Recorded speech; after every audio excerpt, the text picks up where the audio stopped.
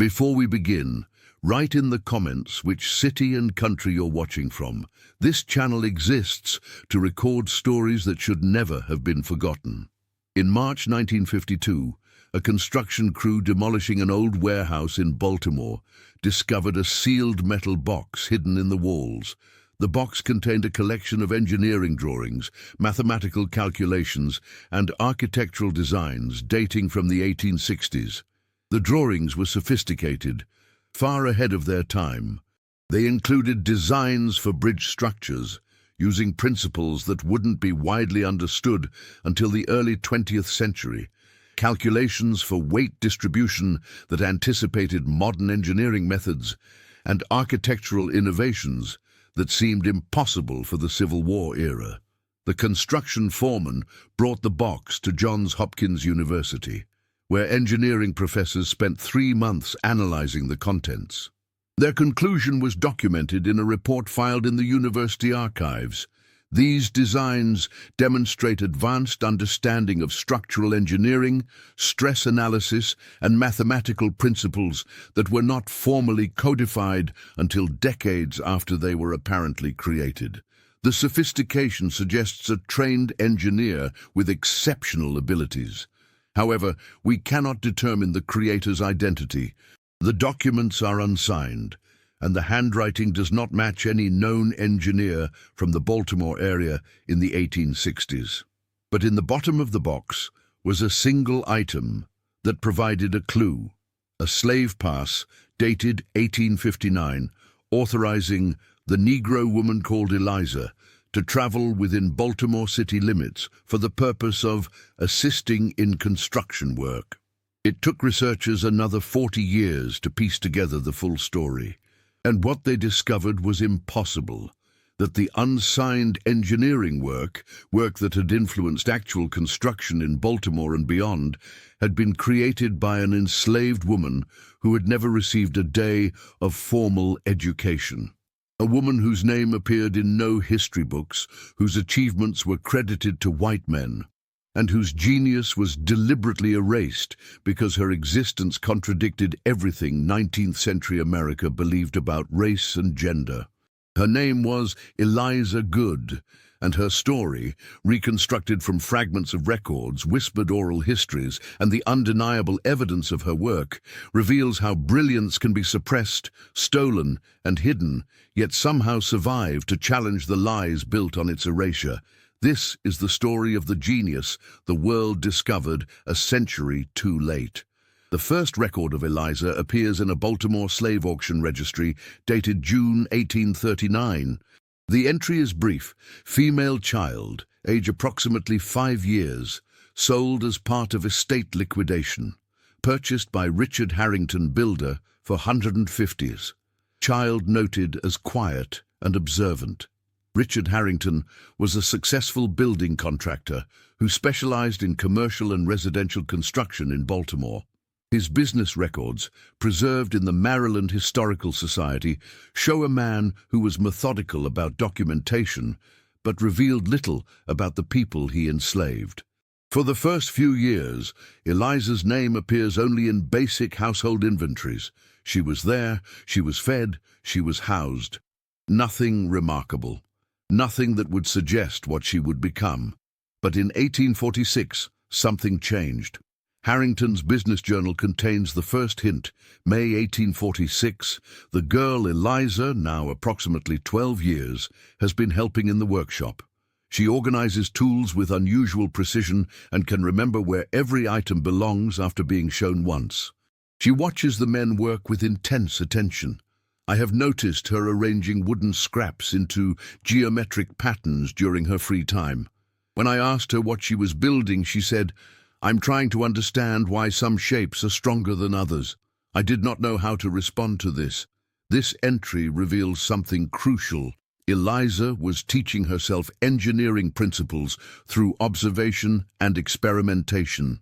She was watching skilled craftsmen work and deducing the underlying principles of their trade. Over the next 2 years, Harrington's journals document Eliza's increasing involvement in his business. September 1846. Eliza pointed out a flaw in the foundation plan for the Morrison building. She was correct. The design would have caused settling problems. I adjusted the plans accordingly. March 1847 showed Eliza a complex roofing problem I could not solve. She studied it for perhaps 20 minutes, then suggested an alternative beam placement that would distribute weight more evenly. I tested her suggestion with models. It works perfectly. I do not understand how she knows these things. July 1847. Eliza can now read architectural drawings. I did not teach her this. She learned by watching and asking questions. Her understanding of spatial relationships and structural principles exceeds that of most trained builders I know. This is deeply unsettling. Harrington was unsettled because he was confronting an impossible reality. A 13-year-old enslaved black girl understood engineering better than he did. And in 1847 Baltimore, this was not just surprising, it was threatening to the entire social order. To understand what Eliza represented, you must understand the world that contained her. Baltimore in the 1840s and 1850s was a border city, a southern city with significant economic ties to the north, a city where slavery existed alongside a substantial free black population, a city where contradictions were visible daily. The city was also experiencing rapid growth. Buildings were going up constantly, warehouses, homes, churches, commercial structures. Construction was a major industry, and skilled builders were in high demand. Into this world came Eliza, a person who understood structure, weight, stress, and design with intuitive brilliance. She could look at a building plan and identify weaknesses. She could suggest modifications that improved stability and reduced costs. She could solve problems that stumped experienced engineers, but she was a black woman. And in 1840s America, black women were assumed to be capable only of domestic labor and field work. The idea that one could understand advanced mathematics and engineering was literally unthinkable to most white people. Richard Harrington faced a dilemma. He could profit from Eliza's abilities, but only if he kept them secret. If other builders knew he relied on an enslaved woman's engineering knowledge, he would be mocked, his reputation would suffer, and the entire fiction of racial and gender hierarchy would be threatened. So he did what many men in his position did. He used her genius privately and took credit publicly. A letter Harrington wrote to a business associate in 1850 reveals his internal conflict. I have a peculiar situation. The slave girl I purchased 11 years ago has developed abilities I cannot rationally explain. She understands construction and engineering with precision that equals or exceeds trained professionals. When I encounter difficult structural problems, I consult her. Her solutions are invariably superior to my own. But I cannot acknowledge this publicly. Can you imagine what my competitors would say if they learned I depended on a Negro girl for engineering advice? I would be ruined, so I implement her solutions and claim them as my innovations. I profit from her mind while denying she possesses one. The contradiction troubles me, but I see no alternative. Harrington saw no alternative because acknowledging Eliza's intelligence would require admitting that everything he believed about race and gender was wrong. That was too high a price. So he chose profit over truth, and Eliza remained hidden. But Eliza's work couldn't stay completely hidden, because buildings were being constructed using her designs, and those buildings stood as permanent evidence of her genius. Between 1848 and 1860, at least 17 buildings in Baltimore were constructed using structural innovations that Eliza designed. We know this because researchers in the 1990s analyzed the construction methods of buildings built during Harrington's career and found techniques that appeared nowhere in published engineering literature of the era, but matched exactly the methods described in the unsigned drawings found in 1952. The buildings included the Morrison Warehouse, 1848. used an innovative timber frame design that distributed weight more efficiently than standard methods, allowing for larger, open interior spaces. The technique wouldn't appear in engineering textbooks until the 1880s. St. Michael's Church, 1851, featured a roof structure that used a complex truss system to span greater distances with less material. The mathematics behind the design required understanding of stress analysis that was cutting edge for the era. The Hamilton Residential Building, 1854, incorporated foundation techniques that prevented the settling problems common in Baltimore's soil conditions. The solution anticipated modern foundation engineering principles. The Chesapeake Commercial Building, 1857, used a revolutionary approach to wind load distribution that made the building more stable during storms.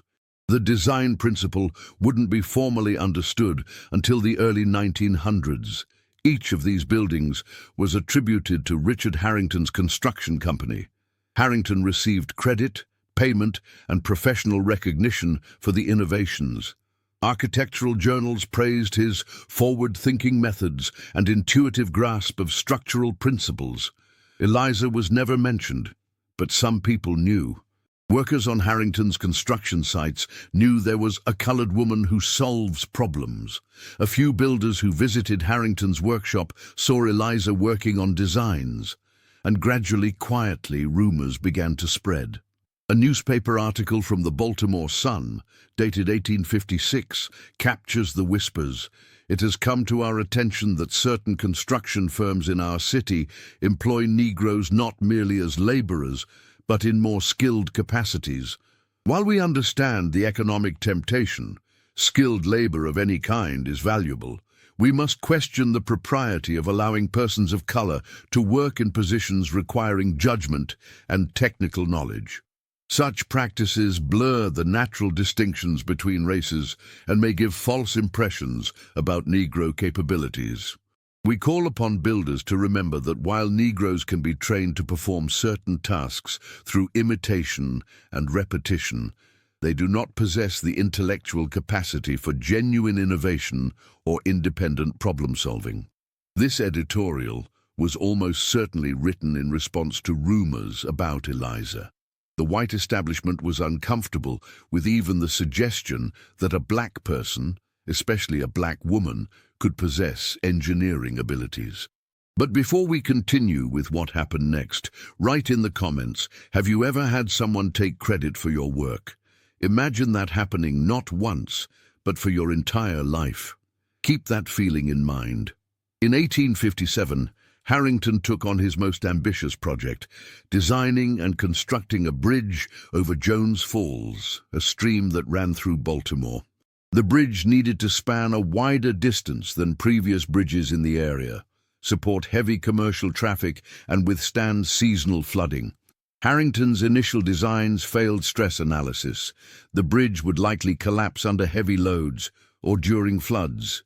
He spent weeks attempting different approaches, all inadequate. Then he consulted Eliza. A journal entry from August 1857. I presented the bridge problem to Eliza. She studied my drawings for 2 days. I gave her access to my technical library, though this was risky, as teaching Negroes to read remains technically illegal. But Eliza taught herself to read years ago, and she has been studying my engineering books in secret for some time. She returned with a complete redesign. The design uses an arched structure with multiple support points, distributing weight in a way I had not considered. The mathematics are complex. She performed calculations that would take me days in a matter of hours, working in her head or with scraps of paper. I tested her design with models. It is structurally sound, elegant, and buildable within budget. It is also far beyond anything I could have created. I will present it as my own design. God forgive me, I have no choice. Harrington presented Eliza's bridge design to the City Planning Commission in September 1857. The commission approved it enthusiastically, praising Harrington's innovative engineering approach and mathematical sophistication. Construction began in early 1858. The bridge was completed in November 1858. It was named the Harrington Bridge in honor of its designer. The bridge stood for 94 years before being replaced during urban renewal in 1952. During those 94 years, it never experienced structural failure despite floods, heavy use, and minimal maintenance. Engineering assessments done before demolition noted that the bridge's design was remarkably advanced for its era and demonstrated engineering principles that were ahead of their time. Eliza designed it, Harrington took credit, and Baltimore traffic crossed a bridge built by an enslaved woman's genius, never knowing who had made their passage safe. But in 1859, everything changed, because Eliza's abilities became too visible to hide. A wealthy Baltimore businessman named Thomas Whitmore hired Harrington to build a private residence, an ambitious three-story mansion with complex architectural features. The project was expensive and high-profile, and Whitmore insisted on overseeing every detail personally. During a site visit, Whitmore encountered a problem. A planned staircase wouldn't fit the available space given the structural requirements. Harrington was there, along with Eliza, who was organizing materials. Whitmore described what happened next in a letter to his brother, discovered in family archives in 1978. Harrington seemed perplexed by the staircase problem. We stood there debating solutions for perhaps 30 minutes. Then a Negro woman, I later learned she is Harrington's slave, approached and asked permission to speak. Harrington became visibly uncomfortable, but allowed it. The woman, Eliza is her name, suggested a spiral staircase design with specific measurements and a modified support structure. She explained the mathematics of weight distribution and stress points with precision that astonished me. I asked where she learned such things. She said, "I observe, sir, I calculate, I understand structure." I asked Harrington if he had trained her. He admitted she had taught herself by watching construction work. I was skeptical, so I tested her.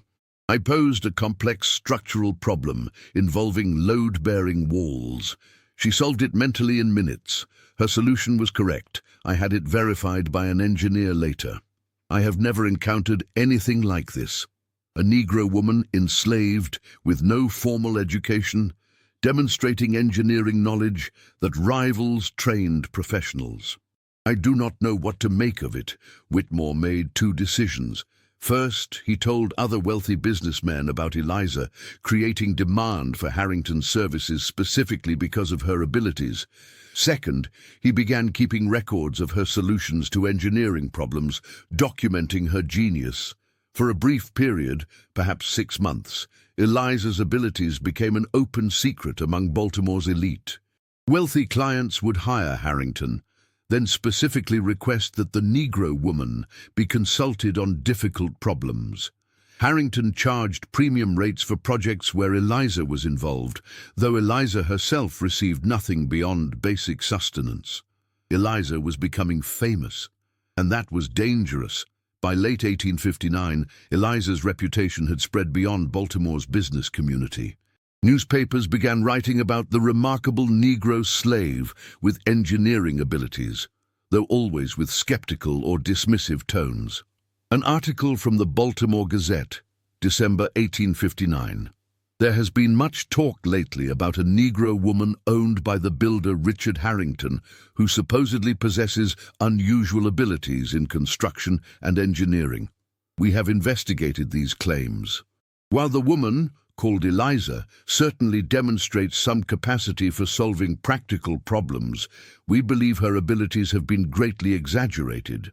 What appears to be advanced understanding is more likely the result of rote memorization and imitation.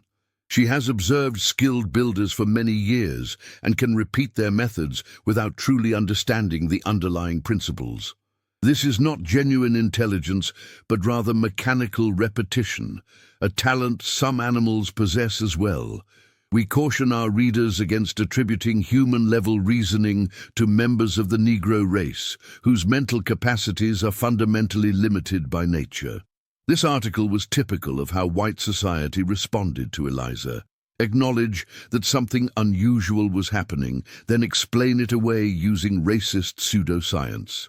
Because accepting that Eliza was genuinely brilliant would require admitting that race and gender did not determine intellectual capacity, an admission that would destroy the entire justification for slavery and women's subjugation.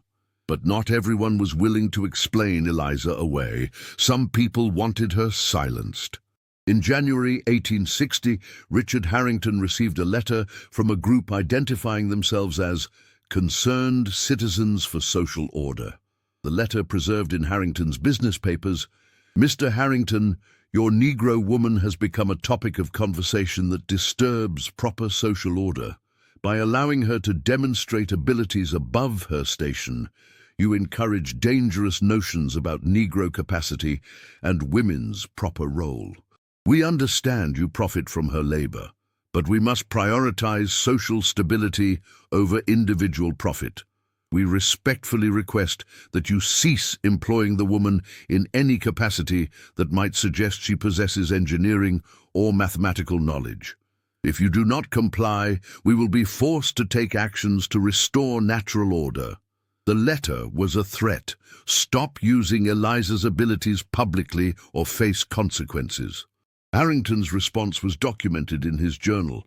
"I have received threats regarding Eliza. I am frightened, both for my business and for my safety. I have decided to restrict Eliza's visible role in my work. She will continue to solve problems. I cannot succeed without her, but I will ensure she is never seen doing so. No more site visits, no more direct consultations with clients. She will work hidden in my office, where only I see her. This is cowardice, but it is necessary." Eliza disappeared from public view, but her work continued, now completely invisible. The year 1860 was tumultuous. The country was fracturing over slavery, and tensions were escalating toward war. In this climate, Baltimore, a border city with divided loyalties, became increasingly dangerous for black people, especially those who challenged racial hierarchies. Eliza, now approximately 26 years old, continued working for Harrington, but entirely in secret. She designed structures, solved engineering problems, and created innovations that Harrington implemented and claimed as his own. But Eliza was also doing something else. She was documenting her work. The papers discovered in 1952 were dated primarily between 1860 and 1864. They included detailed engineering drawings with calculations and notes, explanations of structural principles, designs for buildings, bridges, and mechanical devices, mathematical proofs related to stress analysis and load distribution, observations about material properties and construction methods. Every page was carefully drawn and annotated. Eliza was creating a record, proof that she understood what she was doing. Proof that the innovations attributed to Harrington were actually hers. A note written on one of the papers, dated March 1860, explains why. "I am writing this because I need someone to know. Mr. Harrington has been good to me compared to other masters. He has never beaten me, and he allows me to learn. But he takes my work and calls it his. Buildings stand because of my designs, but everyone believes they stand because of his genius. I cannot let this stand without record, so I am writing everything down. Someday perhaps someone will find these papers and understand, I did this, I thought this, I understood this. I was not property. I was a person with a mind, and my mind created things that lasted." Eliza was creating her own legacy, hidden in paper and ink to survive beyond her life. The Civil War began in April 1861. Maryland remained in the Union, but Baltimore was a city of divided loyalties. Federal troops occupied the city to prevent Southern sympathizers from cutting railroad lines to Washington, D.C. The war disrupted construction projects, but Harrington's business survived because military facilities needed building and repair. Eliza's work shifted from commercial buildings to military structures, barracks, storage facilities, fortifications. A Union Army engineering officer's report from 1862, preserved in National Archives, mentions Harrington's work. The contractor Richard Harrington has completed construction of storage facilities at Fort McHenry. The structures demonstrate superior design, efficient use of materials, excellent stability, and clever adaptations to the challenging site conditions. Harrington claims these innovations are his own developments. However, workers on site suggest that a Negro woman in his employ actually designs his projects. I questioned Harrington about this. He became defensive and denied it, claiming such suggestions are malicious rumors spread by jealous competitors. I remain skeptical. The sophistication of the work suggests a highly trained engineer, and Harrington's responses to technical questions were often hesitant, as if reciting memorized answers rather than explaining concepts he truly understands.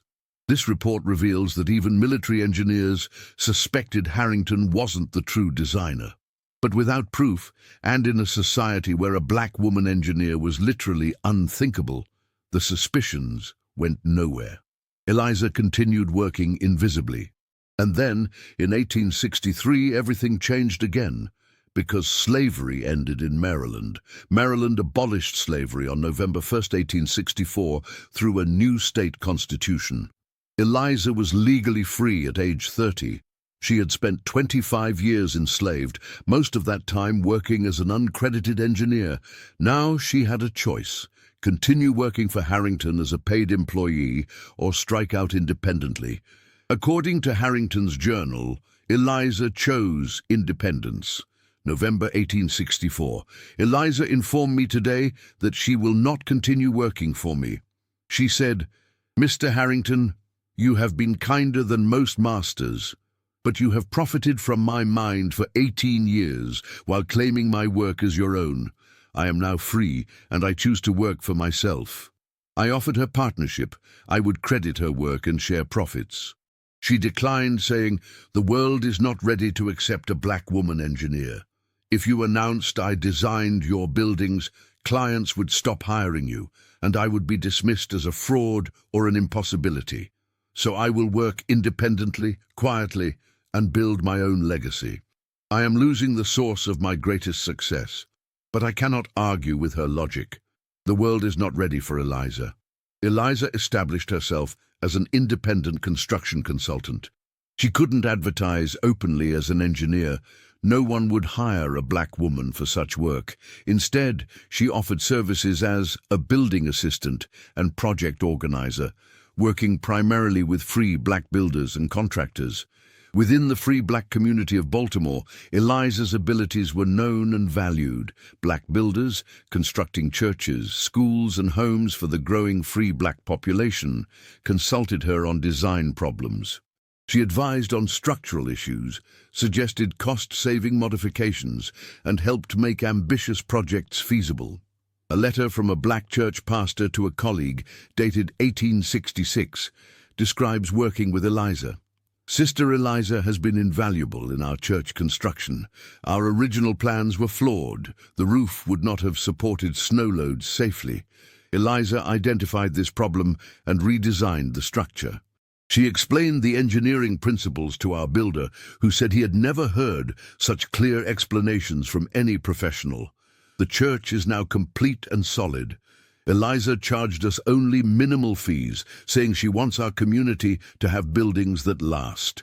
She is a blessing and a proof that God gives gifts without regard to race or gender." For 3 years, Eliza worked within the black community, building a quiet reputation as someone who understood construction like no one else. She earned modest income, enough to rent a room and survive, nothing more. She was free, she was using her abilities, and she was finally receiving acknowledgement, at least within her community. But the white establishment still saw her as a threat. In 1867, Eliza made a decision that would bring her back into dangerous visibility. She submitted a design to a public competition.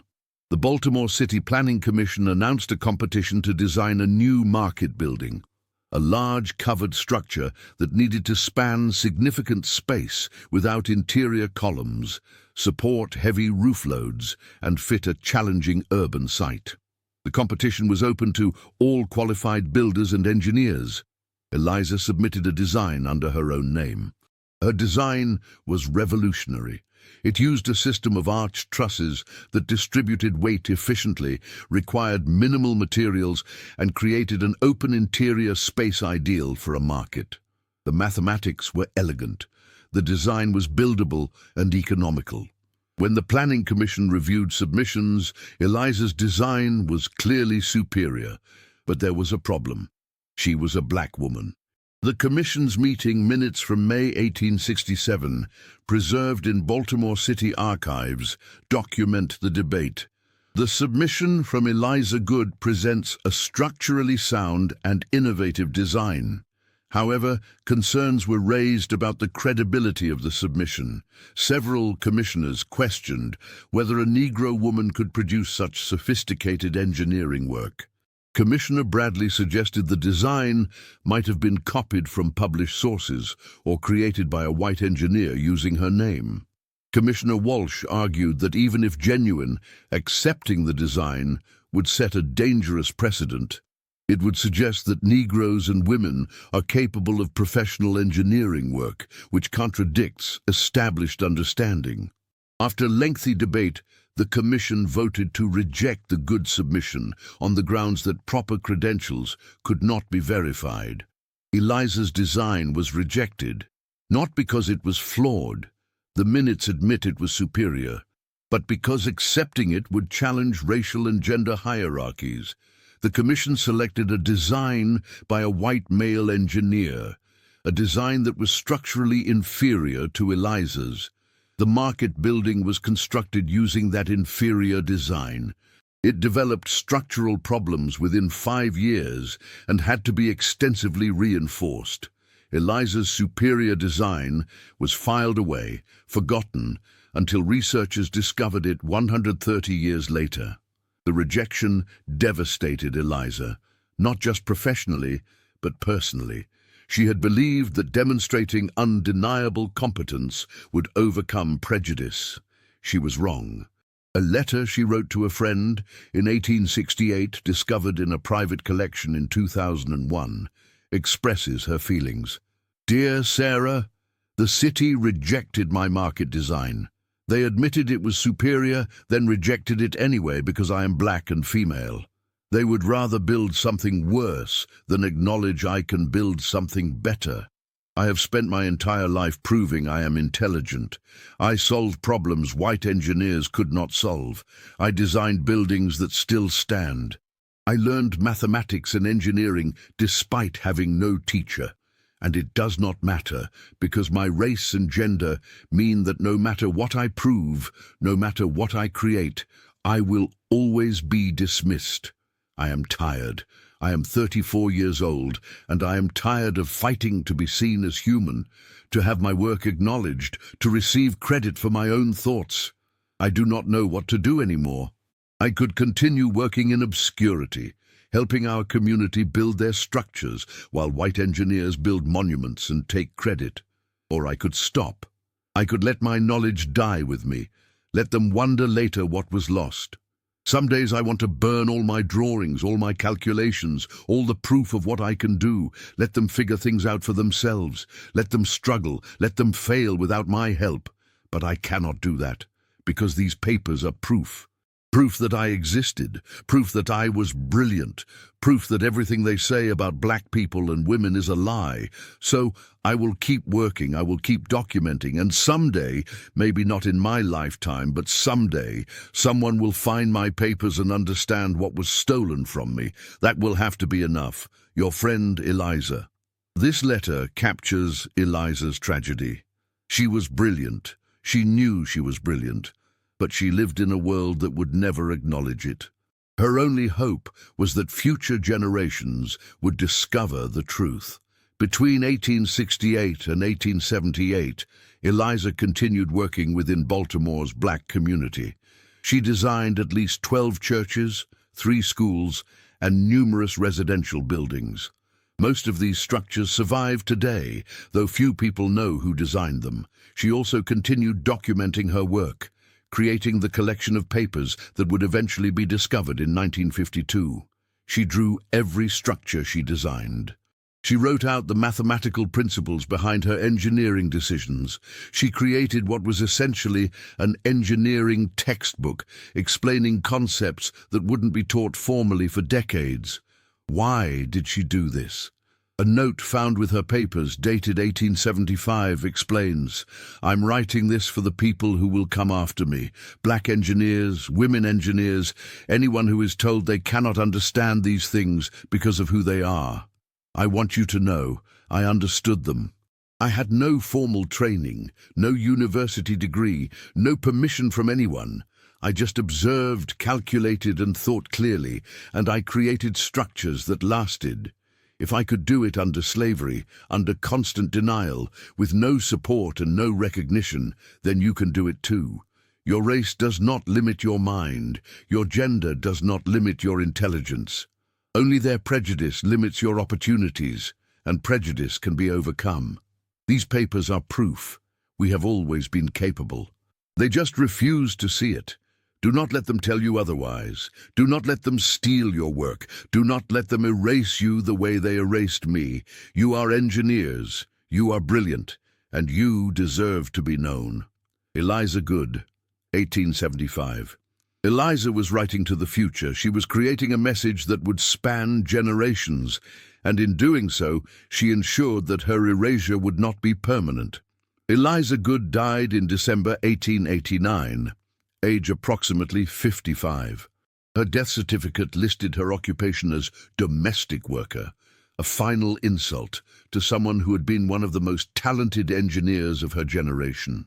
She died in relative poverty, living in a rented room, supported by small payments from the black community members whose buildings she had designed.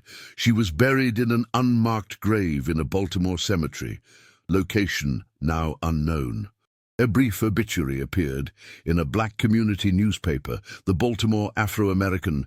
"Eliza Goode, a respected member of our community, has passed.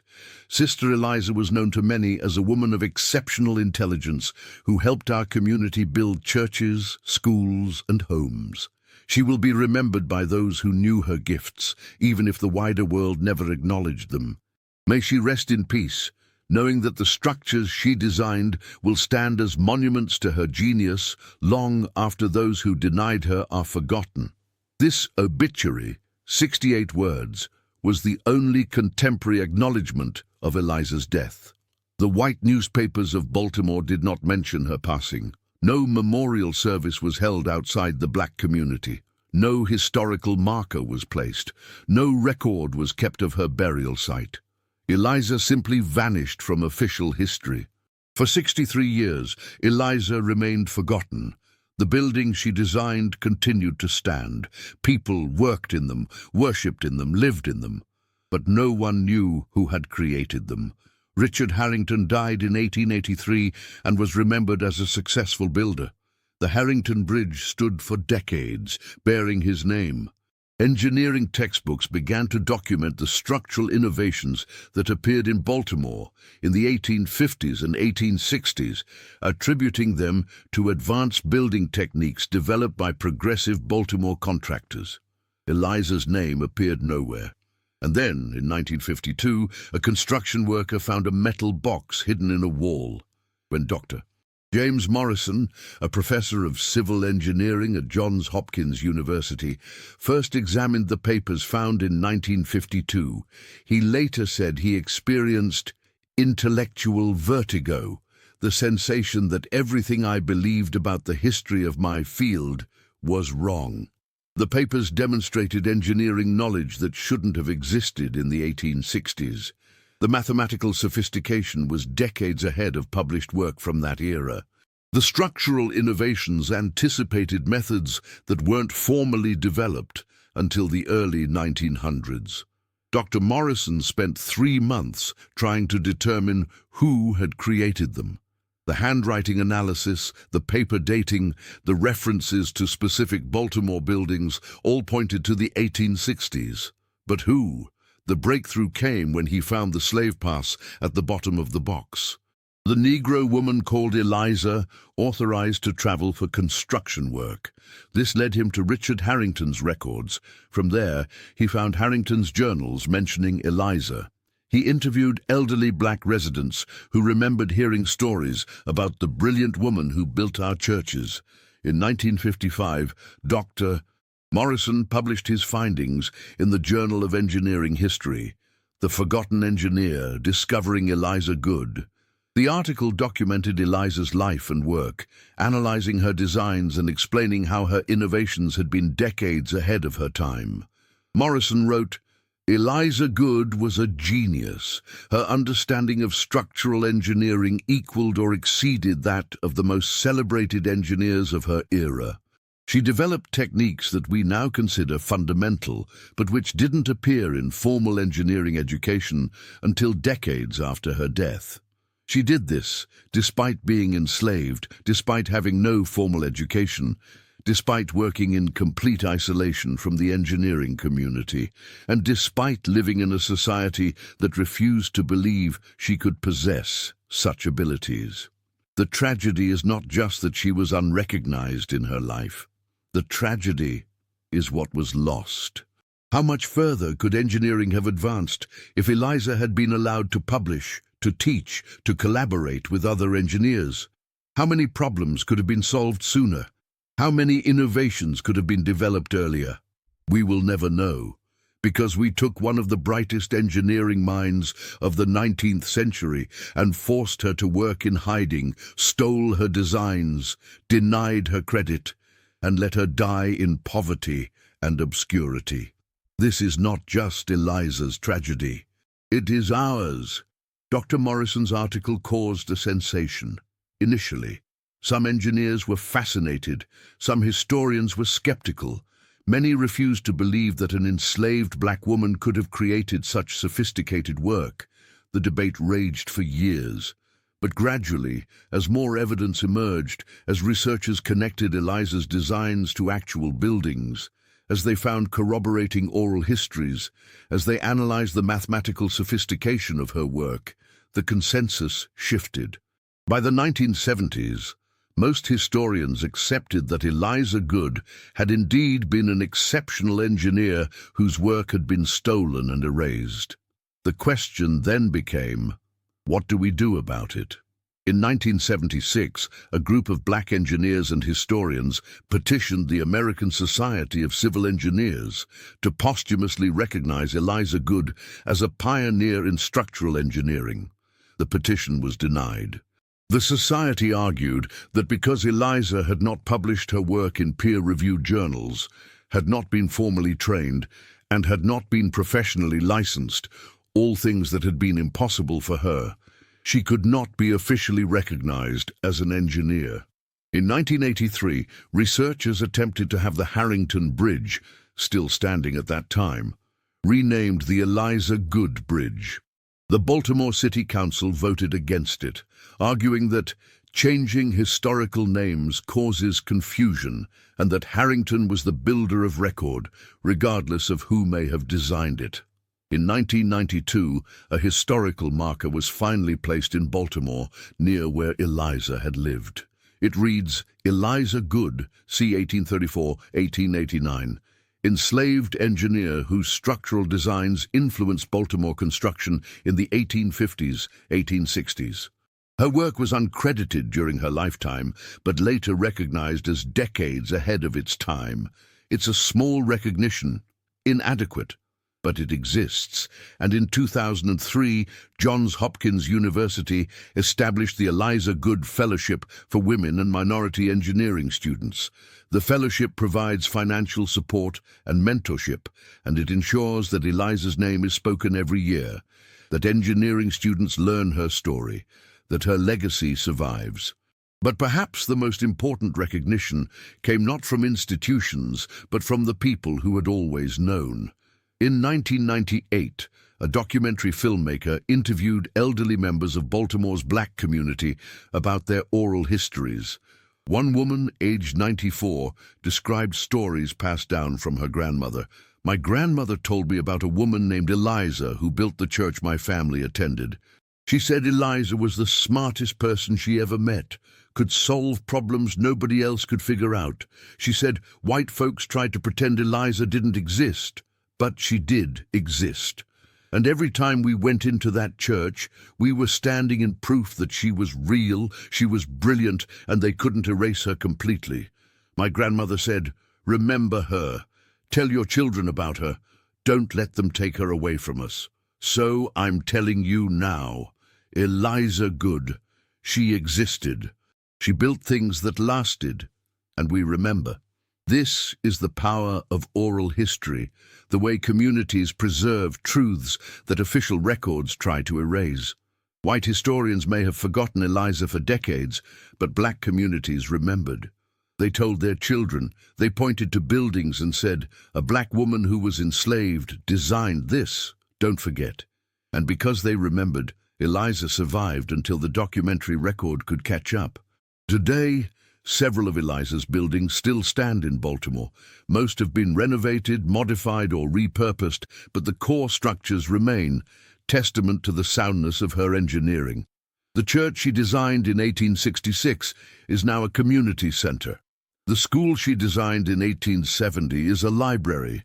The residential building she designed in 1875 is protected as a historical landmark. People use these buildings every day.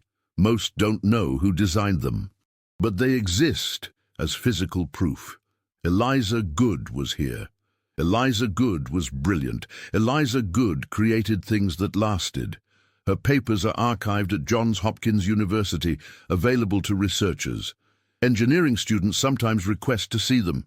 Young women, students of color, people who need to know that someone like them succeeded despite impossible obstacles. In 2019, a black woman civil engineer completed her PhD with a dissertation analyzing Eliza's structural design methods. In her acknowledgments, she wrote, "To Eliza Goode, who I will never meet, but who made my career possible. You proved that black women could be engineers 150 years before I was born. Every time someone doubted I belonged in engineering school, I thought of you. Every time I solved a difficult problem, I thought of you. Every time I faced discrimination, I thought of you working under slavery, creating brilliance despite everything. Thank you for leaving proof. Thank you for not letting them erase you. Thank you for surviving through your work until we could finally recognize you." This is Eliza's true legacy, not just the buildings she designed, but the path she created for those who came after her. The final words should be Eliza's own. From a note written in 1888, 1 year before her death, "I am 54 years old. My body is failing. I will not live much longer. I have spent my life building things, structures of wood and stone and iron. But I have also built something else. Proof. Proof that I was intelligent. Proof that my mind worked as well as any engineer's. Proof that race and gender do not determine capacity. Only opportunity determines outcome. They stole my work. They denied me credit. They forced me to live in poverty while white men profited from my genius. But they could not steal what I knew. They could not erase what I understood. They could not destroy the structures I created. My buildings still stand. My calculations are still valid. My designs still work. And now these papers exist, papers that prove I created them. I understood them. I was the engineer. They tried to hide me. They failed. I may die unknown to the world, but I will not die erased. Because I have created proof that cannot be destroyed. Buildings that will stand for generations, papers that document my work, and a truth that cannot be buried. I was Eliza Goode. I was an engineer. I was brilliant, and nothing they did could change that. That is immortality enough. If this story moved you, leave a like, share it with someone who needs to hear it, and subscribe to this channel. Eliza Goode's buildings still stand in Baltimore today, used by people who never learned her name. But we know now, and we will remember. She was discovered a century too late to receive the recognition she deserved in life. But her work survived. Her brilliance survived. And now her name survives too. Eliza Goode, engineer, genius, and proof that talent has no color, no gender, only witnesses too prejudiced to see it.